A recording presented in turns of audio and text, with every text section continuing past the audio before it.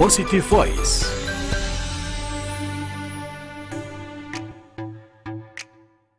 Nah, buat kita sahabat, dalam kehidupan pasti kita ini tidak semudah yang kita bayangkan.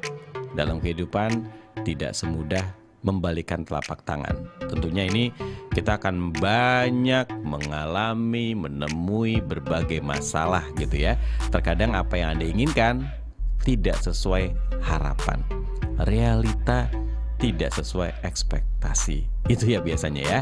Namun bukan berarti semua masalah itu membuat Anda lemah. Jangan, tetap Anda harus bangkit, tetap Anda harus berusaha, karena itu adalah ujian buat Anda. Jadi apapun situasinya sahabat, Anda harus berani mengambil resiko. Nah, hidup itu pilihan. Betul gak?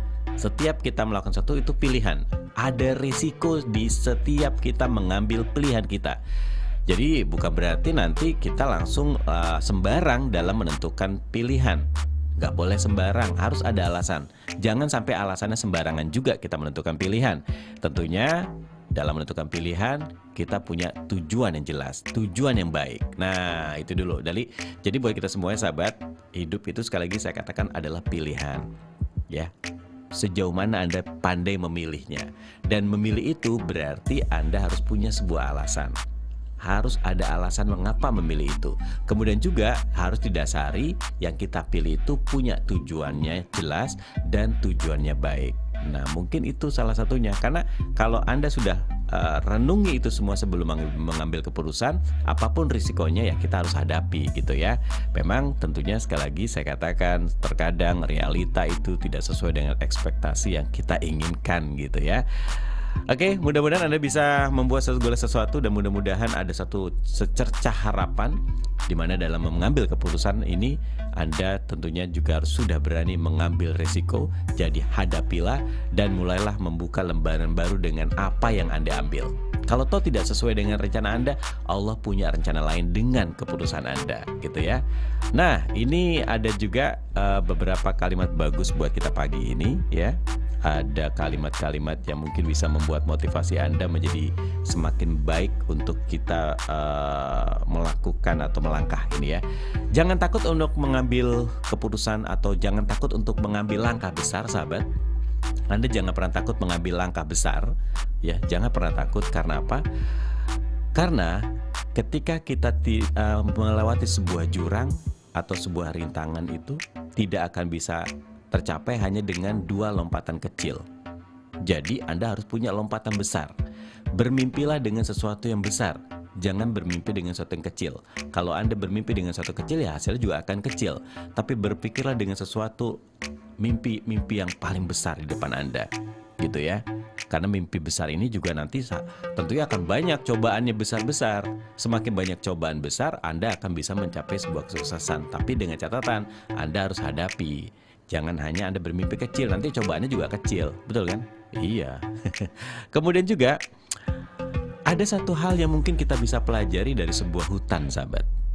Kenapa bang? Gini, hutan itu begitu lebat, begitu rimbun. Nah, hutan itu mengajarkan kita bahwa kesuksesan hanya untuk mereka yang berani masuk ke sebuah hutan dan tidak takut tersesat hanya demi sebuah harapan. Artinya apa? Artinya anggap aja kehidupan itu adalah sebuah hutan di mana kita tidak pernah tahu ada apa di sana.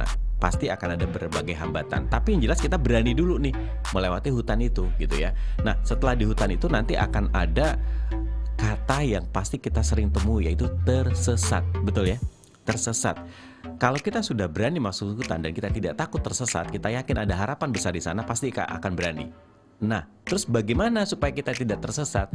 Maka supaya kita tersesat adalah ajak orang yang mengerti hutan. Gitu caranya. Artinya ada guru pembimbing. Jangan Anda jalan sendirian. Kalau Anda merasa hebat jalan sendirian itu juga nggak mungkin bisa. Maka dalam kehidupan ini Anda cari teman, Anda cari guru pembimbing, Anda cari guru yang bisa mengajak Anda dengan kebaikan, sehingga pada saat Anda melangkah ada yang membimbing Anda. Betul? Itu caranya kita untuk melewati hutan. Bukan sok jago, bukan sok tahu. Anda masuk gak ngerti ilmunya, hancur. Dalam kehidupan juga seperti itu. Apapun kita kerjakan, cari ilmunya. Kemudian setelah Anda cari ilmunya, jangan Anda jalan sendiri, tetap ada pembimbingnya. Gitu ya. Anda mencari ilmu agama yang banyak, cari pembimbingnya. dan cari saluran yang tepat. Nah, gitu kira-kira. Jadi kehidupan kita ibaratkan sebuah hutan.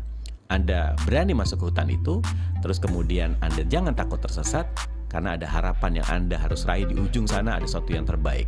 Maka tadi saya katakan, supaya tidak tersesat, maka Anda cari orang yang menemani Anda.